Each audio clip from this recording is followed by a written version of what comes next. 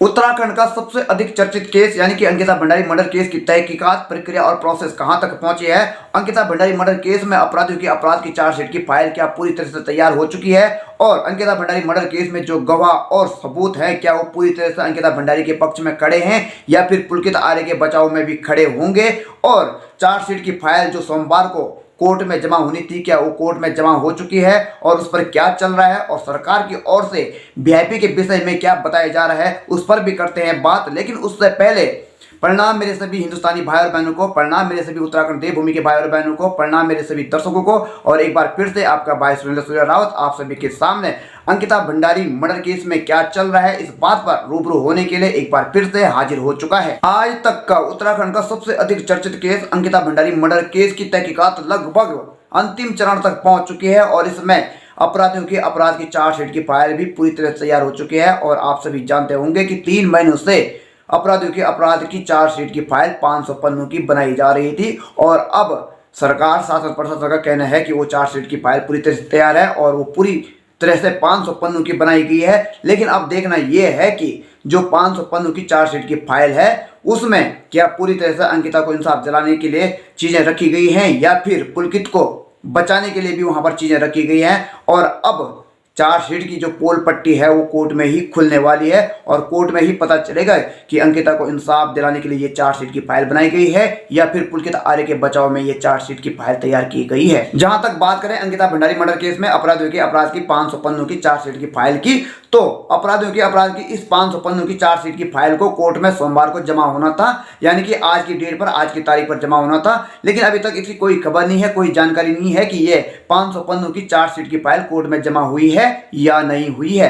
लेकिन इतना सुनिश्चित जरूर माना जा रहा है कि आने वाली तारीख यानी कि 22 दिसंबर 2022 को ये 500 पन्नों की चार्जशीट की फाइल कोर्ट में जमा हो जाएगी। लेकिन अभी तक ये एक सस्पेंस बना हुआ है कि आखिर इस चार्जशीट की फाइल में 500 पन्नों की चार्जशीट की फाइल में रखा क्या गया है और लिखा क्या गया है। क्या यह पूरी तरह से अंकिता के पक्ष में है, अंकिता को इंसाफ दिलाने के पक्ष में है, या कहीं ऐसा तो नहीं है कि पुलकित आर्य के बचाव में भी चार्जशीट की फाइल बनाई गई हो और उसमें वो चीजें रखी ही नहीं गई हो जिससे कि अंकिता को इंसाफ मिल सके। अभी तक चार्जशीट की फाइल के अंदर, उन 500 पन्नों की फाइल के अंदर क्या चीजें हैं ये एक सस्पेंस बना हुआ है। इसकी जानकारी अभी तक बाहर नहीं आ पाई है और लीक नहीं हो पाई है और किसी के पास भी इसकी जानकारी नहीं है।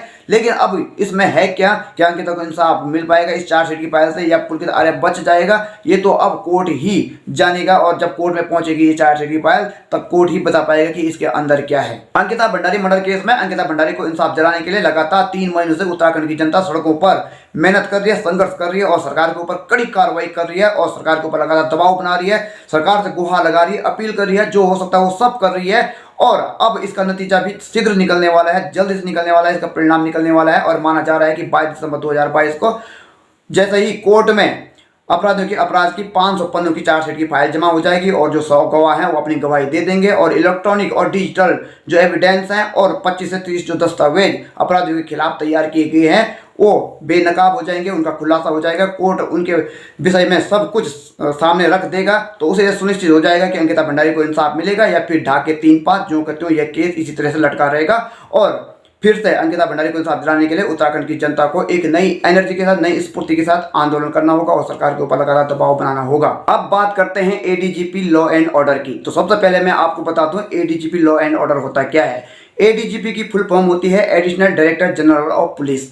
तो हिंदी में बात करें तो अतिरिक्त पुलिस महानिदेशक, और ये पुलिस विभाग में टॉप सेकंड रैंक होती है और ये 3 स्टार वाले लोग होते हैं। ऐसे ही एडीजीपी 3 स्टार वाले वी मुरुगेशन हैं जो प्रेमचंद्र अग्रवाल की बात को दोहराते हुए कहते हैं कि अंकिता भंडारी से एक्स्ट्रा सर्विस लेने वाला कोई और नहीं, कोई व्यक्ति नहीं, कोई पर्सन नहीं, बल्कि एक रेसिडेंशियल सूट है, यानी कि एक कमरा है जो कि अपने आप में एक बहुत बड़ी शर्म की बात है। इन लोगों को हाथ में थूक कर डूब जाना चाहिए जो एक मृत लड़की को, एक पीड़िता को, अंकिता भंडारी को झूठा साबित कर रहे हैं। अंकिता भंडारी मर्डर केस में अंकिता भंडारी को इंसाफ दिलाने के लिए एसआईटी ने लगभग 100 गवाह तैयार किए हुए हैं, जिनमें से कुछ गवाह पुलिस विभाग से हैं। पुलिस विभाग के वो लोग जो अंकिता भंडारी मर्डर केस में तहकीकात करने के लिए मौके पर गए होंगे। लेकिन जिस हिसाब से पुलिस विभाग, शासन प्रशासन पुलकित आर्य को बचाने का काम कर रहा है उस हिसाब से लगता नहीं है कि पुलिस विभाग के ये लोग अंकिता भंडारी के इंसाफ के पक्ष में गवाही देंगे। दूसरे प्रकार के गवाह वो लोग हैं जो रिजॉर्ट के आसपास रहते हैं और पुलकित आर्य, विनोद आर्य और रिजॉर्ट के बारे में अच्छी जानकारी रखते हैं।